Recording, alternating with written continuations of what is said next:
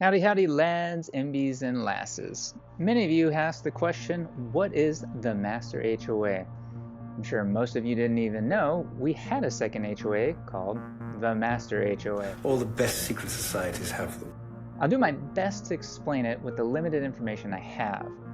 I know it is a separate board that consists of 5 homeowners and 3 to 4 commercial representatives. How does one get on? Well, I was told the residential HOA president picks who they want, but since Vanessa was the previous residential HOA president and didn't, seems that isn't the case since Mike, the current HOA president, picked his crew, which of course included her. Board members turned out and asked Gary Belcher if he would come aboard as a board member, and he agreed to do that. So we have Vanessa Silas, Gary Belcher, Steve Lass, and John Barrett.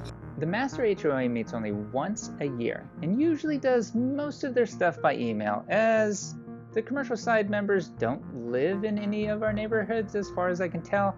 And so that we all live here, and the commercial people don't really do that. But are rather representatives from the developer who owns the commercial plots around Harris Branch Parkway, from all the way up on Palmer, all the way down to Highway 290 East. Now the wild thing is that the residential pays out around $206,000 of our homeowners' dues every year to this entity.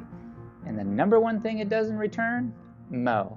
That's right, it just mows the strips of land along Harris Branch Parkway. Makes you really think if St. Marin can look like the way it does now for $350,000 one time.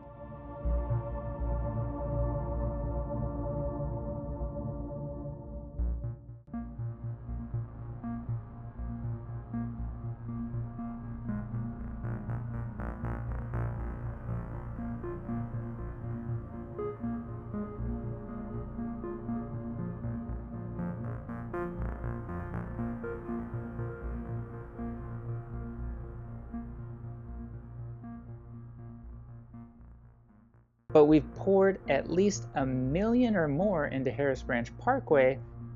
Are we getting our money's worth?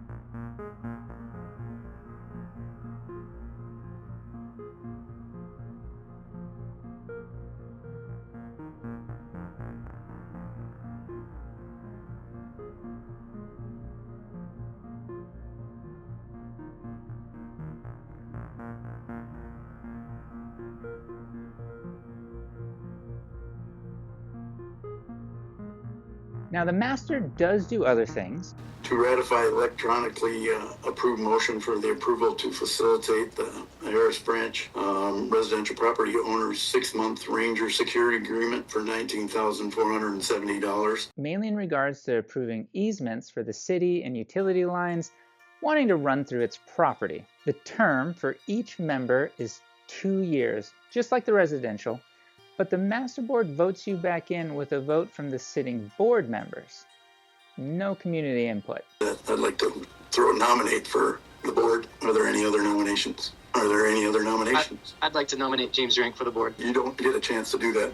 So the board approves a new slate. Currently, thanks to the efforts of Jerry and James Rank, Jerry is a sitting board member currently, James Rank is a neighbor in the neighborhood, we've received financials and 1 open homeowner meeting to ask questions, though it was pretty much a wash on any detailed insight of why it exists and what else it does. Let's just say the president, Mike McLaughlin, was not very forthcoming and showed his preference to keep folks out of his board's business. I've been here since 2018. This is the first invite that I've ever received for one of these meetings. So that's the 2-part question is, where do I find information about all of the decisions that have been made in the past? And then why did this information live in secrecy for so long? Just to answer your question, the secrecy part was never part of the whole operation.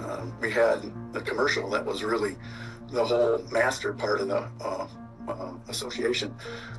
He was the president and treasurer, and he would have us on occasion to one of his downtown restaurants that he was part of, and take us out to dinner and things of that nature. So we actually, what you might say, is took over a coup from him 10, 15 years ago, and so we've been running it ever since.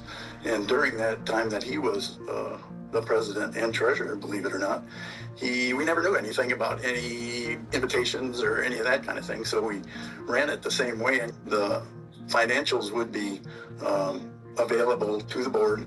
Just since you guys have been involved asking questions, we looked this year after those questions were asked, and we didn't even know that we were supposed to do that. The way the board's made up for elections, the HOA provides 5 board members and the commercial provides 4 board members, and they're voted on at the meeting with no homeowner input as far as the board goes. That's how the elections are done annually every year. Hope that explains everything. I know probably a few things have been left out. And of course, there wasn't a single person from the commercial side present for us to talk to. If you are looking for even more details on the recent developments, I highly suggest reaching out to James Rank. He's the neighbor I mentioned earlier. He's done a deep dive and raises some good questions regarding how much we're paying into the master HOA, what it does, but some more poignant questions that are raised. Why do we have to give $206,000 every year to this commercial group that sells the land to who they want and is having us cover the cost of maintaining it? Why don't we condense the master into the residential HOA so that way the neighborhoods get to vote on their representatives? No secret second board where that board picks its members. That's democracy. Why not exit the master HOA and use our dues to address our neighborhood needs? Simply stop paying, get out, and let the developers take care of their own properties. Questions we won't likely have answered while the board exists in its current form. Yeah, thanks. My questions weren't answered from earlier, so I'd like to just circle back, make sure we get those answered. I don't have access to past meeting minutes. I don't have even access to when those annual meetings that you mentioned. I don't even know what the dates were, much less what was decided, what the financials are. That was not answered. I still don't understand why you didn't tell the community that those meetings are happening. That wasn't answered.